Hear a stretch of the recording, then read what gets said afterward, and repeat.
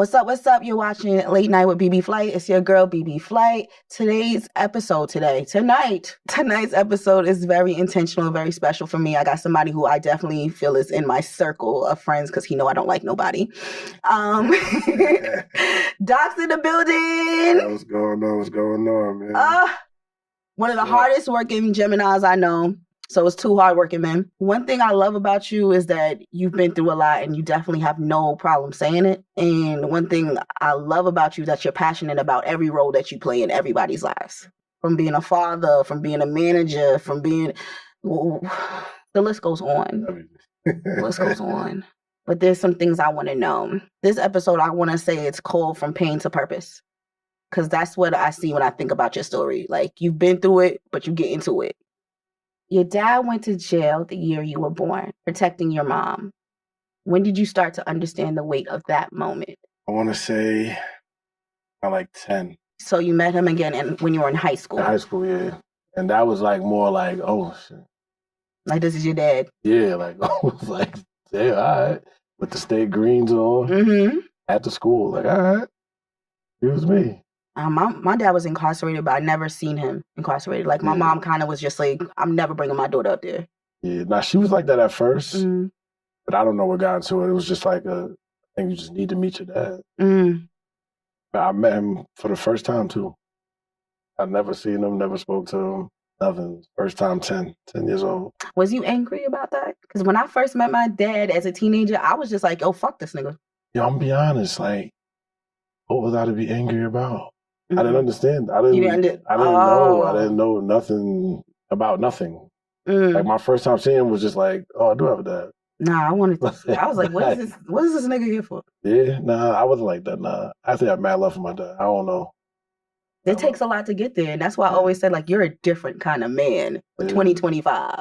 Yeah, definitely. Like, you left home at 14 and never went back.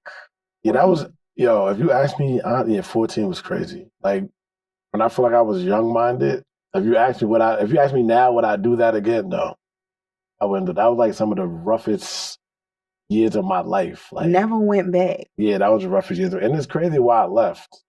I left because I got kicked out of summer school. And they told me I was on punishment for the whole summer. I said, who's on punishment for the whole summer? I'm out of here. I'm out of here. Like, I'm out of here. Yeah, so that's why I said, if you ask me would I do that again, I wouldn't do that again. I'd do it differently. Doing things differently. You also told me you've been locked up yourself 3 different times. Yeah. What made you choose to do things differently? Just repeating the same cycles, getting the same results. Is like, I don't know, like the first 2 times was like, I did the time, but I was still having fun in jail. Like, I was having fun in jail. Like, I heard jail not fun no more. It's not. It's never fun, honestly. It's just it's never fun, but it's like at that moment, it's just like, you got to make the best out of the worst situation. So that's what I was doing. Then the last time, which was the 3rd time, I actually like went in there to actually focus on myself and what I really want to do with myself. So that right there kind of, and then, the other older people in there telling me like, yo, you ain't here for this, you ain't for that. It's like, change yourself. You know what I mean? So for me, it was like, stop repeating the same cycles. So I just was like, you know what? Let me go home and try something different. So I stopped smoking, stopped drinking. And sobriety is your new superpower. Yeah. I've been around you this many times, I didn't notice you don't drink. Nah, you don't smoke. Nah. I'm on my 75 hard, so I'm not drinking and smoking right now. Yeah, nah, I haven't drank. I'm gonna have a drink. I've been drinking like 7 years. Wow. And then smoking, smoking was like, might have been like 15. Wow, I didn't even realize that. I'm a terrible friend. I didn't even realize. But you know what I realized? You offer me drinks before. Yeah. Now I get what you was doing. Yeah. You're like, my superpower is not your superpower. You're going to get drunk, but I'm not. Yeah, I watch over you. Got it. Now I get it. Right. In 2018, you made the shift into management. Yeah, that was like, honestly, that was something that I told myself when I was incarcerated. Like, when I get home, kind of want to mentor, whether it's a young female, a young male, or somebody that's into music. I was looking for a rapper, honestly. But then I bumped into Young Legacy, and then I felt like he needed what I was actually trying to do. You do a lot for him, and the work is showing in how he carries himself. Definitely. And I know a lot of artists that are jealous of him because he has you. Yeah. But it ain't easy. It ain't an easy job. It's like the talent is just crazy. Like, it's crazy. And then like what I built it to and what he helped build as well, it's like, yeah, it looks promising. You know what I'm saying? Hard work though. Yeah. Definitely hard work. Extra hard work. One thing I want to talk about is because I actually would check on you in these moments. Mm-hmm. You lost your father in 2023 and you fell into depression. And when you told me, when I seen this, you kind of told me, it's like, yo, I was not okay. And that's when I was just like, I knew it. Like, I knew it. We wasn't in that type of communication where I could be like, hey, you know, but it was like, I just knew you kind of wasn't yourself. So I was just like, you know, what do you need to do? So what I wanted to ask is what helped you climb back out in 2025 from that depression? You know, I'm gonna be honest, I don't even have an answer for that. Like, I just woke up one day like, the fuck are you doing? Like, what are you doing? And like, if he was here, what would he be saying to you? You know what I'm saying? And for those that know my dad, it's like, wow, like, he would be cursing me out right now if he see me all like, what the fuck you all sad for? Like, you know, it's like, it's not serious enough. You know, it's just like, Black parents don't ever let you be sad for anything. Not him. Hell no. Nah. Not him. I don't know. So yeah, I don't know. Like, I just woke up one day like, nah, this ain't true. Like, get back to you. It was not saying like, oh, it was OD evident, but I just like, you just went through something. So like my previous episode, we just talked about like Black men's mental health, and people don't usually care till it's a crash out. Yeah. But I'm like, nah, I cared from the beginning. I'm like, hey, I want to know what's up. Yeah. And then when I got to know you, I was just like, yeah, you're one of those people that give you like, I need to be busy. Yeah, facts. You're like, nah, I want to make a book. Yeah. I want to make a stage play. And I'm like, okay. You're like, I want to make a film. I'm like, okay. Every morning I'm saying something different. Hey, I want to make a film. I'm like reading text. I'm like, okay, what do you know? But I like that about you because I'm the same way. Yeah. So that's why a lot of times when you like bring these ideas, the light bulb's already lit because you're gonna do it. Nice. While healing, you're also supporting your mom through health issues. Yeah. How do you make time for you? I sit in my car a lot. Like, not for real. Now, so I think I should live in there. Like, I sit in there all day, and that's like my like the solitude that I need sometimes. Because like, I think I be having so much on my mind, so much on my plate, where I'm hearing too much and I'm doing too much. It's like, shit drives me crazy. I believe it. Like, literally drives me crazy. Like, so I think sitting in there is like gives me more of like a peace. I could just think real quick. I sit in my car and eat, so I don't have to share with my kid. Now I'm in the car from like 9 in to like sometimes 1 in the morning. You, like, I'm in there. Like, whenever somebody FaceTime, they're like, why you in the car? I'm like, yo, that's why I just sit there. It's like my office. Thanks. All right, I threw a segment in here because I just threw it in there. That's cool. Yeah. All right, since this is a music-based platform, I'm going to bring up some scenarios and you tell me what type of songs come to your mind. What kind of music helped you get through your lowest moments? Like that pain music. Pain music. Artist-wise? You can throw a song out there if you want to. This is funny. Not funny, but Teddy Swims. He'll do it. Lose Control. Woo. Facts. On repeat. I like to play songs out. You're a manager of one of my favorite artists. What song of his did you find that really proved like he was like locked in, like, nah, this kid got it? Oh, this is crazy. He made it's a song that is out, but I don't think people really know about it. I want to say when he made a song called Love Lost, right? And at the time I was sitting there and I'm like, record is fire, but then everybody like listening to it. And I'm like, nah, I know he got some more. But then he made a song called Gambling. Okay. And that was just like, oh shit. But before all of that, before the music that he made with me, he had a song called Appreciate. He had a song called Appreciated before. Yeah. I remember that's what made me ask somebody about him. Like, who the fuck is this? Okay. You know what I mean? So yeah. So if you ask me like while working together, I say Gambling. Okay. Listen to that. Make sure y'all go listen to that. Spin that. If we dropped your current playlist on the screen right now, what are we gonna end up hearing? Darling. Cocky Ka. Cocky Ka. Dog Nights. Story. 7 a.m. in Cali. Who else, man? That's a lot. The kid named Zir. Z-I-R. Oh, you put me on. Yeah, Z-I-R. I got a song called Forever.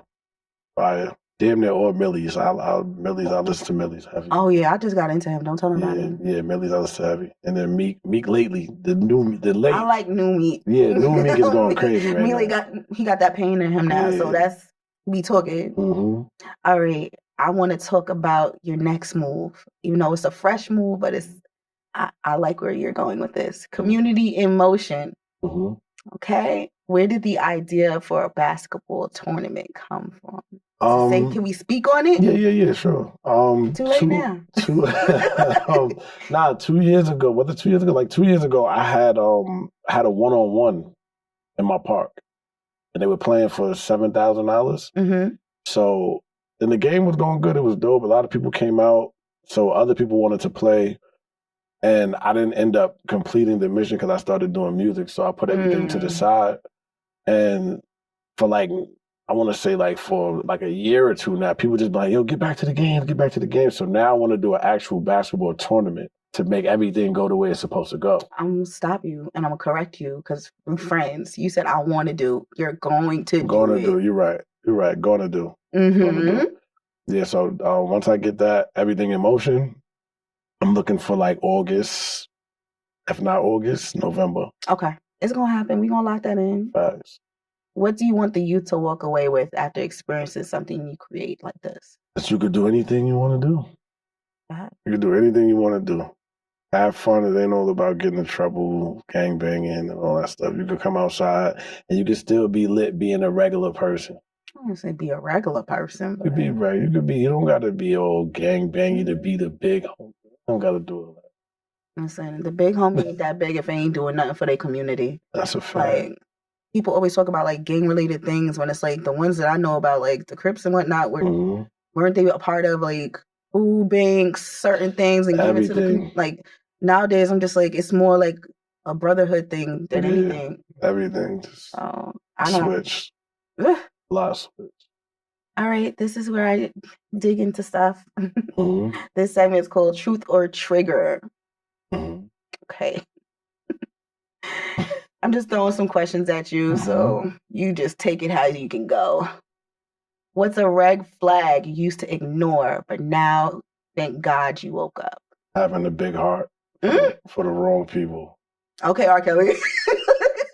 Having a big heart for the wrong people. That man said, I have a big heart. It's having a big heart for the wrong people.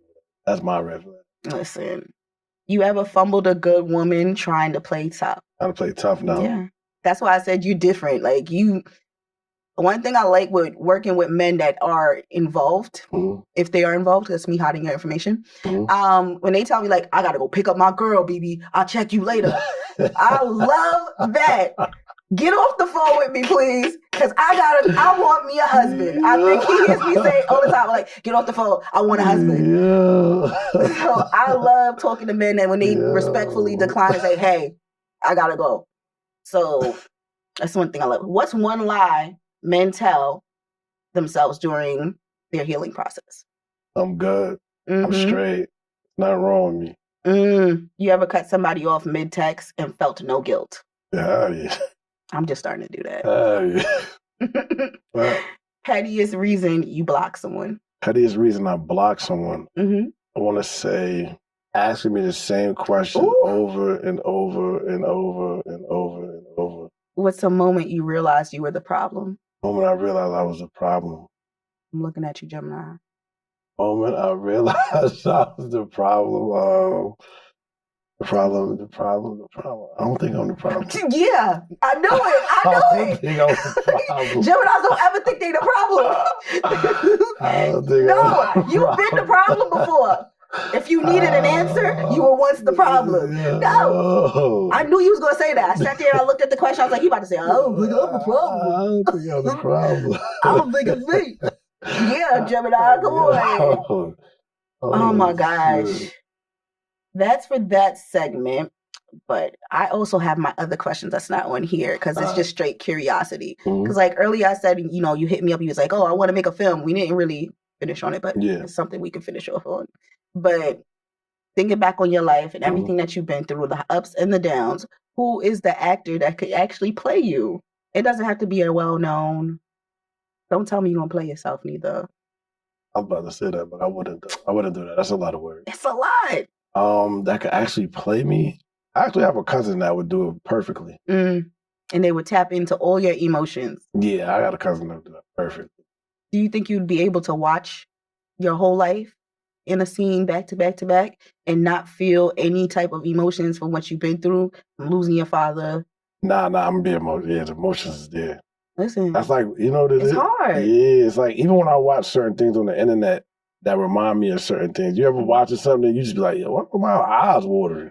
That's a part of grieving, though. That's grief. That'd be crazy. But it'd be happy stuff. It'd be it could be an aroma and it'll hit you. Yeah. That's grief. Facts. Like my best friend, she lost her mom, and I'm constantly like telling her like, yo, we have this thing with butterflies. Yeah. And she sees butterflies. Sometimes I used to put butterflies in her pictures or just buy little butterflies just to tell her like, yo, your mom's watching you and you're good. Yo, you're straight.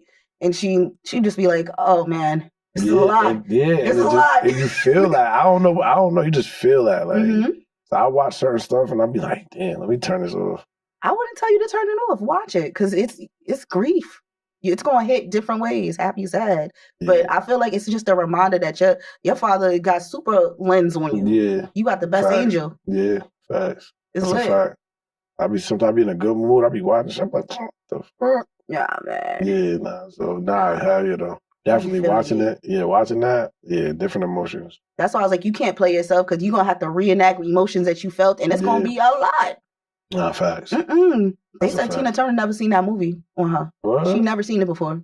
She taught Angela Bassett and dipped. Never seen it. No, I gotta watch that. I actually want to see that because it's like my life was like bits and pieces that I remember. But then, you know, my brother's older than me, so he know more than I know. So I would like to actually see if I could just watch it. Like, yo, damn. And stuff I know about myself is like, damn. So the stuff that he know, I'll be like, all right, let me watch all of that. I didn't get to tackle you being a father throughout all of this. I always be like, okay, Doc be looking like he everybody daddy. like one time I did see you with your children. I'm like, so this person ain't your kid too? Like, you be grown kids, and I'm just like, you've been the father to the fatherless for a minute now, so I don't know who's not your kid. Yeah. So I wanted you to talk about your role as a father. It's tough with some. I have 4. Right, I have an 18. Well, my daughter's about to be 18 next month. Okay. I have a 6-year-old. I have a 15-year-old who's about to be 16 in September. And then I have a 14-year-old. Yep. Yeah, 14. Yeah, 14-year-old. I had to think. 18, 15, 14 too? Like 6. 6. When I met you, the 6 was much younger. Yeah. Yeah, the 6 was much younger. 6, yeah, that's my doggy. He different.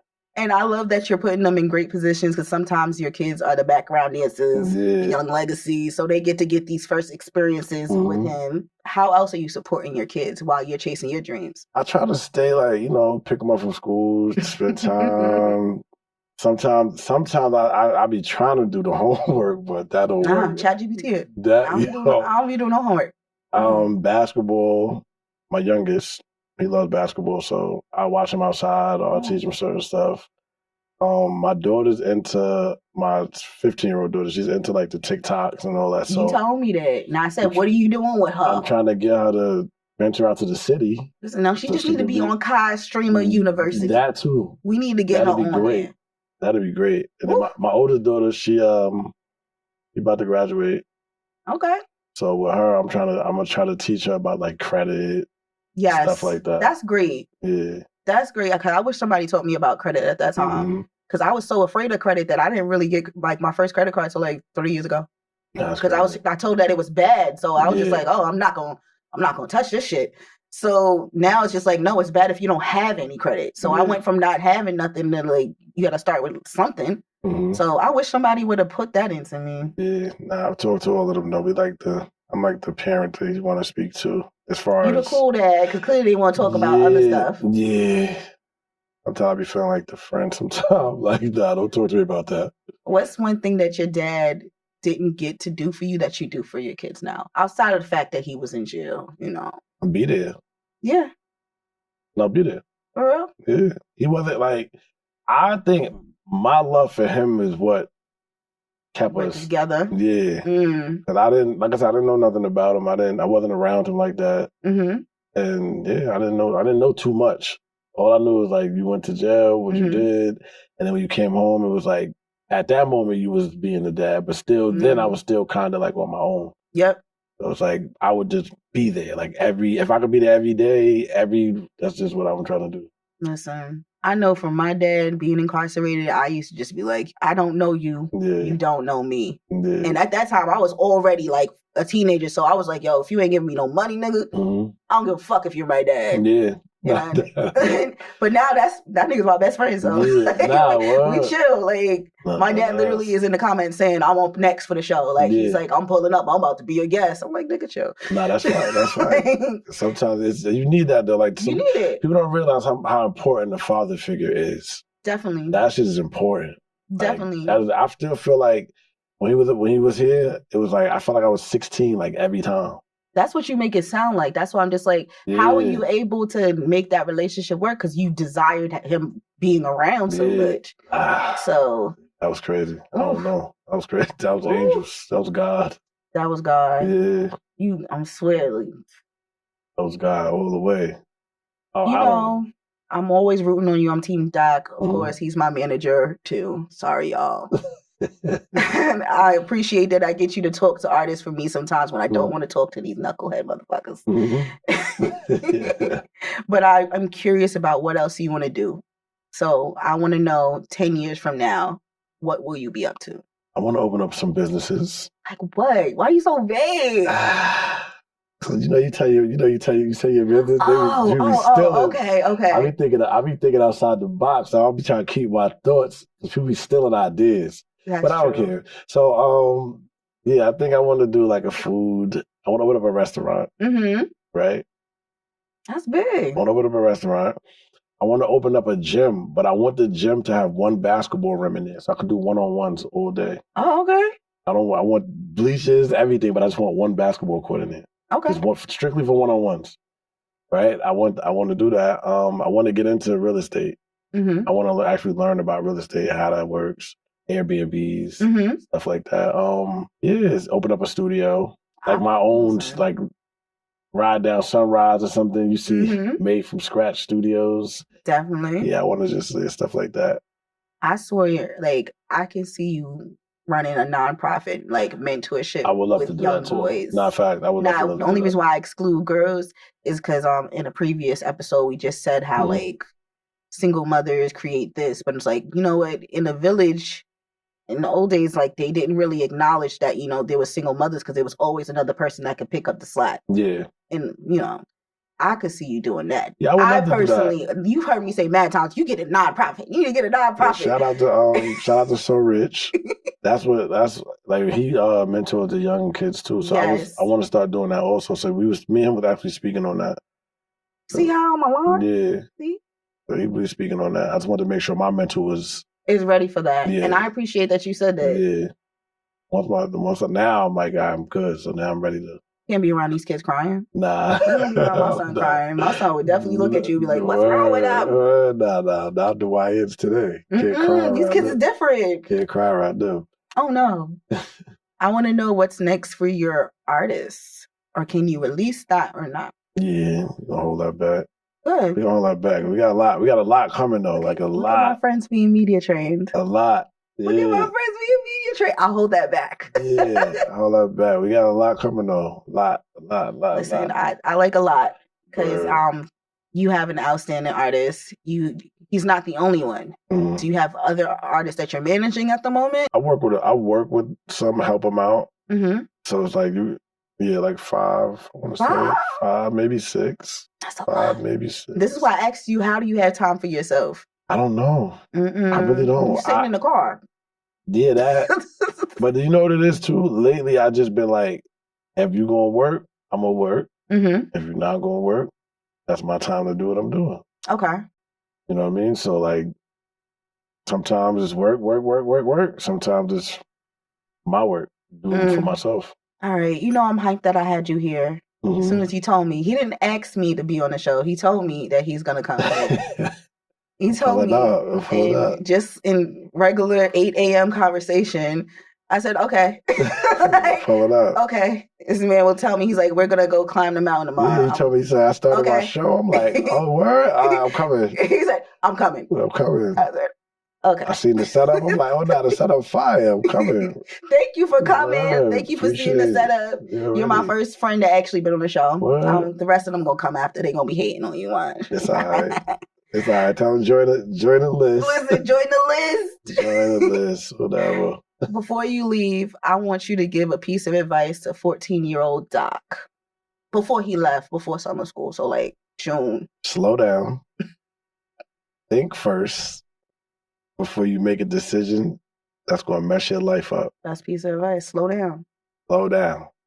I don't know who said it better, you or Bobby V. Slow down. That's it. All right, you guys, this concludes this episode. Good night and good morning. We're out. Yo.